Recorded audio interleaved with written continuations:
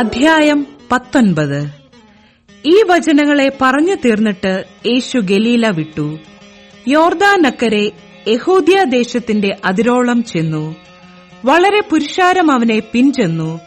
അവൻ അവിടെ വെച്ച് അവരെ സൌഖ്യമാക്കി.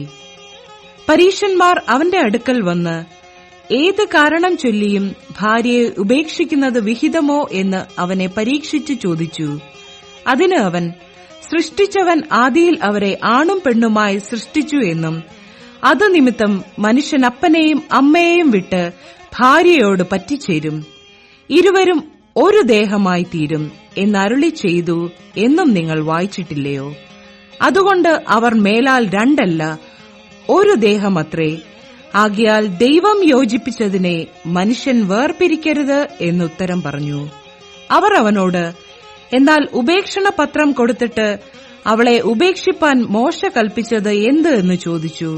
അവൻ അവരോട്, നിങ്ങളുടെ ഹൃദയകാഠിന്യ നിമിത്തമത്രേ ഭാര്യമാരെ ഉപേക്ഷിപ്പാൻ മോശ അനുവദിച്ചത്.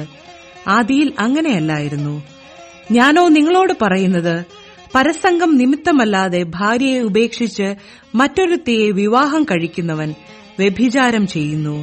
ഉപേക്ഷിക്കപ്പെട്ടവളെ വിവാഹം കഴിക്കുന്നവനും വ്യഭിചാരം ചെയ്യുന്നു. ശിഷ്യന്മാർ അവനോട്, സ്ത്രീയെ സംബന്ധിച്ച് മനുഷ്യന്റെ അവസ്ഥ ഇങ്ങനെയെങ്കിൽ വിവാഹം കഴിക്കുന്നത് നന്നല്ല എന്ന് പറഞ്ഞു. അവൻ അവരോട്, വരം ലഭിച്ചവരല്ലാതെ എല്ലാവരും ഈ വചനം ഗ്രഹിക്കുന്നില്ല. അമ്മയുടെ ഗർഭത്തിൽ നിന്ന് ഷണ്ഡന്മാരായി ജനിച്ചവരുണ്ട്, മനുഷ്യർ ഷണ്ഡന്മാരാക്കിയ ഷണ്ഡന്മാരുമുണ്ട്. സ്വർഗരാജ്യ നിമിത്തം തങ്ങളെ തന്നെ ഷണ്ഡന്മാരാക്കിയ ഷണ്ഡന്മാരുമുണ്ട്. ഗ്രഹിപ്പാൻ കഴിയുന്നവൻ ഗ്രഹിക്കട്ടെ എന്ന് പറഞ്ഞു. അവൻ കൈവച്ച് പ്രാർത്ഥിക്കേണ്ടതിന് ചിലർ ശിശുക്കളെ അവന്റെ അടുക്കൽ കൊണ്ടുവന്നു. ശിഷ്യന്മാർ അവരെ വിലക്കി. യേശുവോ, ശിശുക്കളെ എന്റെ അടുക്കൽ വരുവാൻ വിടുവിൻ, അവരെ തടുക്കരുത്, സ്വർഗരാജ്യം ഇങ്ങനെയുള്ളവരുടേതല്ലോ എന്ന് പറഞ്ഞു. അങ്ങനെ അവൻ അവരുടെ മേൽ കൈവച്ചു. പിന്നെ അവിടെ നിന്ന് യാത്രയായി.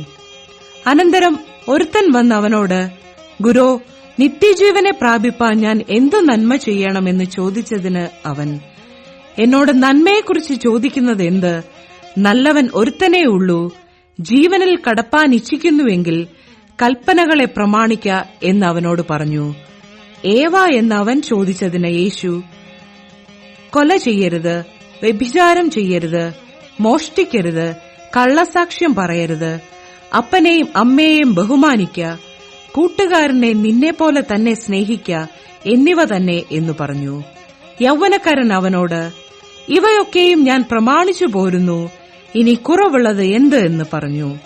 യേശു അവനോട്, സൽഗുണപൂർണനാകുവാൻ ഇച്ഛിക്കുന്നുവെങ്കിൽ നീ ചെന്ന് നിനക്കുള്ളത് വിറ്റ് ദരിദ്രർക്കു കൊടുക്ക, എന്നാൽ സ്വർഗത്തിൽ നിനക്ക് നിക്ഷേപമുണ്ടാകും. പിന്നെ വന്നെന്നെ അനുഗമിക്ക എന്ന് പറഞ്ഞു. യൗവനക്കാരൻ വളരെ സമ്പത്തുള്ളവനാകിയാൽ ഈ വചനം കേട്ടിട്ട് ദുഃഖിച്ചു പോയിക്കളഞ്ഞു.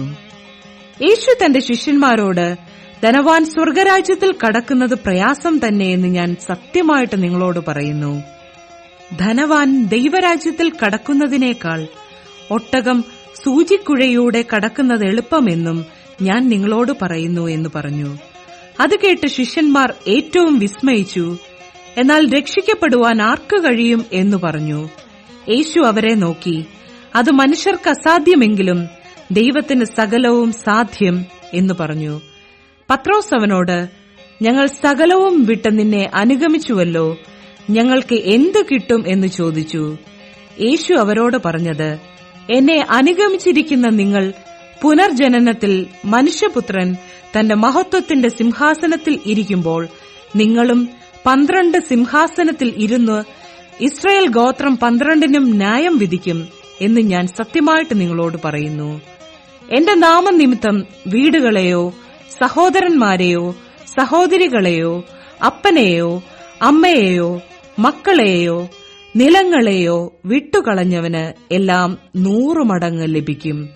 അവൻ നിത്യജീവനെയും അവകാശമാക്കും. എങ്കിലും മുമ്പന്മാർ പലർ പിമ്പന്മാരും പിമ്പന്മാർ മുമ്പന്മാരും ആകും.